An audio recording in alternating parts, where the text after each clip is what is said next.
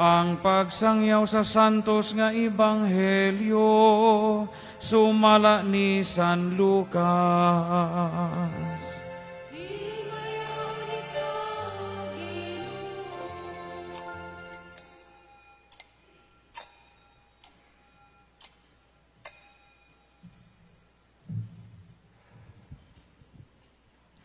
Wala madugay nangandam si Maria og midali pag-adto sa kabungturan ngadto sa kalungsod sa Judea.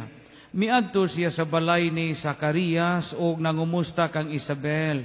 Sa pagkabati ni Isabel sa pangumusta ni Maria, ang bata sulod sa iyang tiyan milihok og miulpot.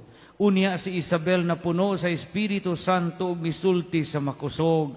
Bulahan ikaw sa mga babae nga tanan, bulahan ang bata nga imong ianak. Ngano kaha nga miduaw man kanako ang inahan sa akong Ginoo. Kay pagkadungog ko gayod sa imong pangumusta, miulpot sa kalipay ang bata nga akong gisabak. Ug bulahan ka nga mituo nga matuman gayod ang mensahe sa Ginoo kanimo. Unya miingon si Maria, nagadayeg ang akong kasing-kasing sa Ginoo ug nagmalipayon ang akong kalag tungod sa Dios nga akong manluwas. Tungod kay nahinumdum siya kanako ngayang ubos nga sulugoon ug sukad karon ang tanang tawo motawag kanako bulahan.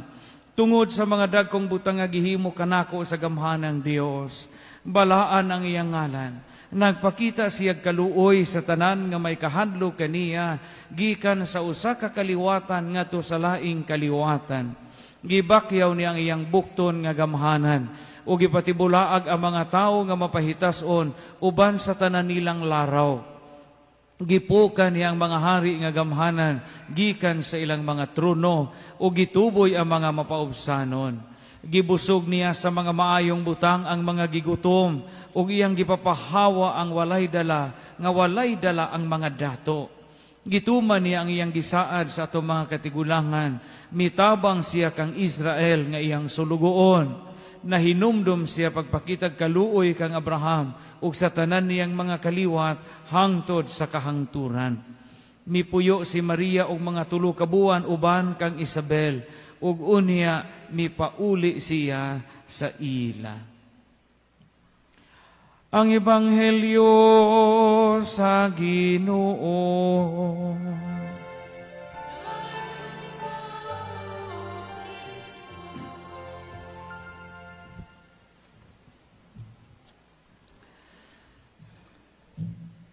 Akong pagtahod sa atong chairman sa mga kadaguan sa atong parokya, sa mga kadaguan sa atong parokya, sa atong PPC chairman Engineer Barbara Llorente, sa atong Parish Finance Council chairman Mrs. Benvenida Llorente, sa mga chapel president o chapel chairman nga nadin hikaron, uban sa mga chapel official sa chapel pastoral council, sa mga opisyalis sa Chapel Finance Council, mga cluster leaders, o sila nain nga paagi sa ato ang mga reynas karon sa atong Santa Cruzan 2024. Headed by our Reyna Elena, Nanay Bibi, Filomena F. Ratso, uban sa mga reynas nga nadinhi karon nga mga gwapa kaayo, mga tag-as ug ilong, og labaw sa tanan naghulagway sa mga biblical figures og mga balaang tawo sa Biblia, uban sa atong Constantino, mga sagalas, mga sakop sa organizing committee sa atong Santa Cruzan 2024, sa atong PYM o sa atong Confraternity of Our Lady of Lords o sa atong online viewers. Kay ba mo kining atong kasaulugan karon makita ni tibuok kalibutan. Katong 3.2 million nga hingtan-aw sa Kulapo, ang katunga ato mutan-aw pod ani gawas sa mga palahubog kay di itong mutan-aw. Pero kasagaran nila gamonitor sa atong magkalihukan tibuok kalibutan. Katawan sa Dios sa atong hamili nga lungsod sa Balilihan, mga opisyalis usab sa atong lungsod nga nadinhi karon, mga kapitan o konsehal sa atong kabarangayan, kaninyong tanan, maayong hapon. O congratulations og mabuhi ang atong mga reynas, ato silang hatagan sa masipang pakpak uban sa mga sagalas. Nalipay ko pag-ayo gihimo nato nga kalampusan sa ato ang Santa Cruzan 2024. Ikatulo na ni nga Santa Cruzan sukad sa akong pag-abot og isip ko ra paroko usa na lay kuwang sunod unya ahong nakita ang inyong way puas nga suporta kanunay sa makalihukan sa simbahan. Mo gaampo jud ko sa mga rayna nga tagaan ta mo taas nga kinabuhi. Kadi lalim ning manulisita. No, di lalim ning muduaw taglaing bahay, mga jog donasyon pista sa pagduaw sa Birhen. Di lalim ng mo adto ta mga chapel chairman, mga chapel finance council, di lalim ng mga ulikta ta og tampo sa kada cluster member kay idakdak sa atong reyna. Kay wa kung naiuban aning gibalikas, naiuban aning gitungo pa gani. Naiuban ani pero loyo ni anang tanan, natural man na ang inyong way puas nga suporta. Kay ba mo kining atong gihimo karon dili lang ni fundraising but more importantly gituyo ni nato aron mapadayon ang atong Catholic Filipino tradition. Kay usahay makalimtan na nato ng Santa Cruzan kay uso ro Miss Gay naman. Uso naman ro mga Miss Gay o ubang pa mga pageant unya usahay mahikling na ang Santa Cruzan.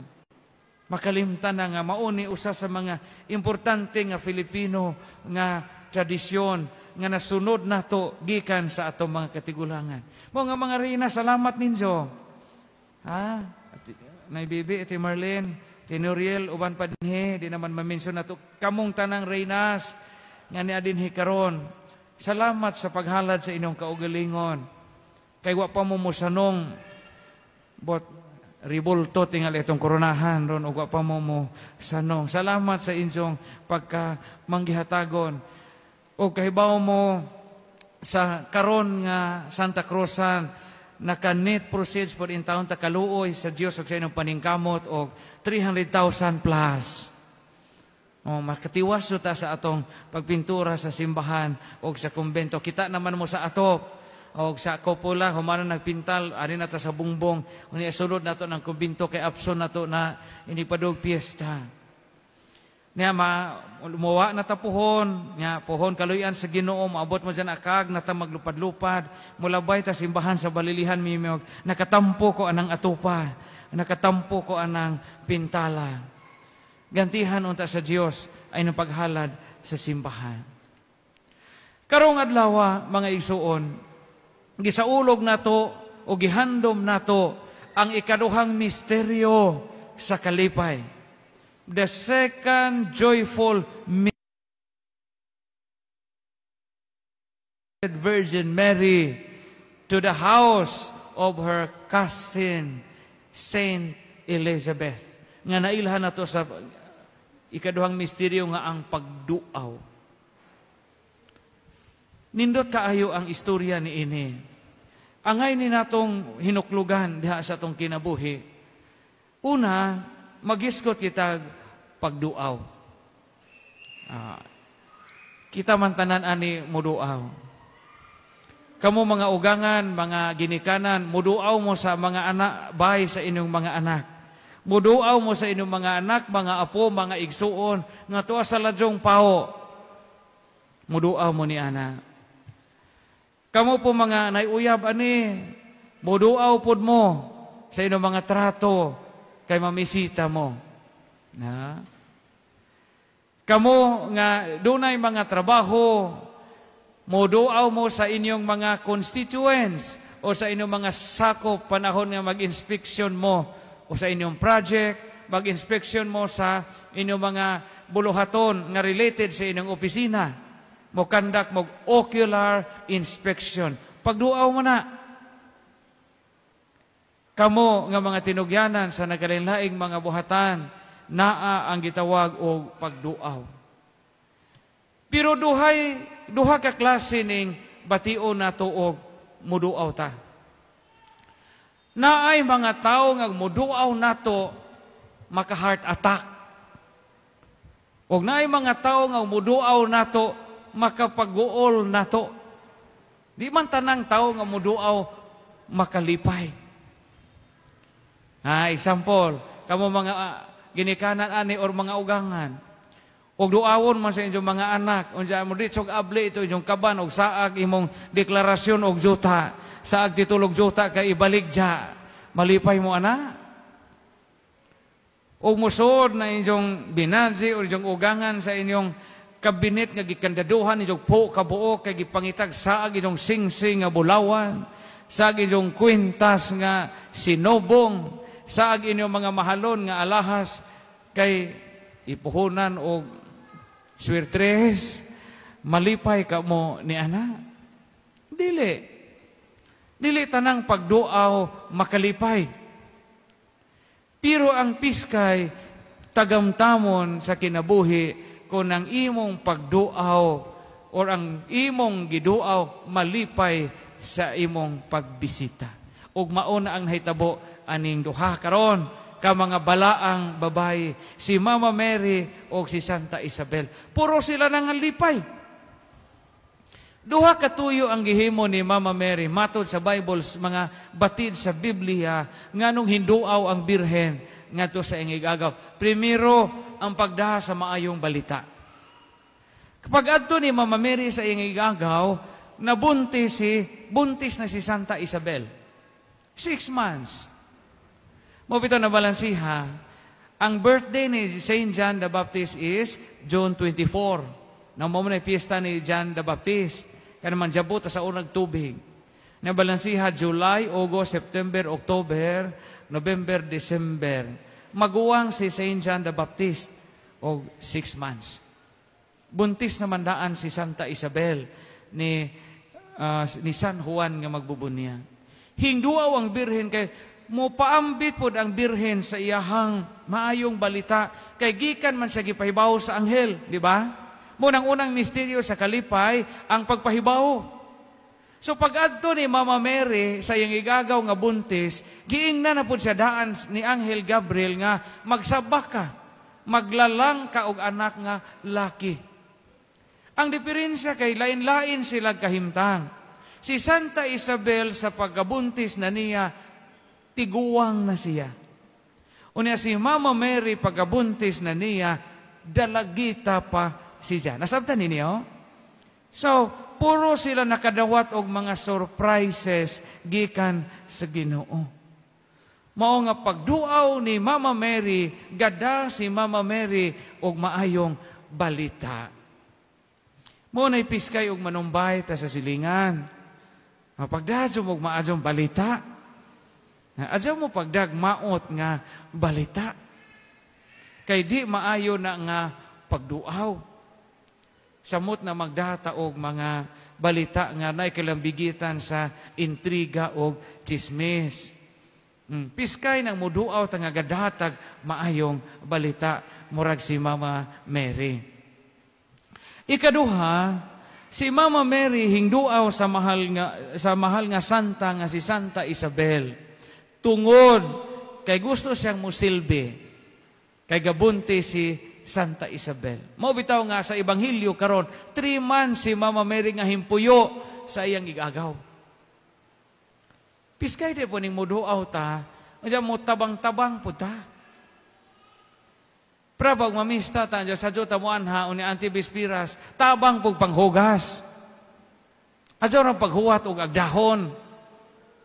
Nga mo tighapon ang uban wa po'y gibuhat di po kamao man na bansaban.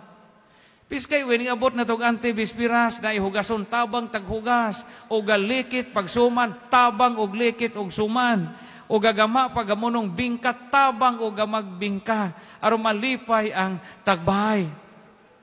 O nakabuhi ang baboy kay wa pa madakpi tabang og dakop og baboy aron makalipay ka sa tagbalay. The ministry of service.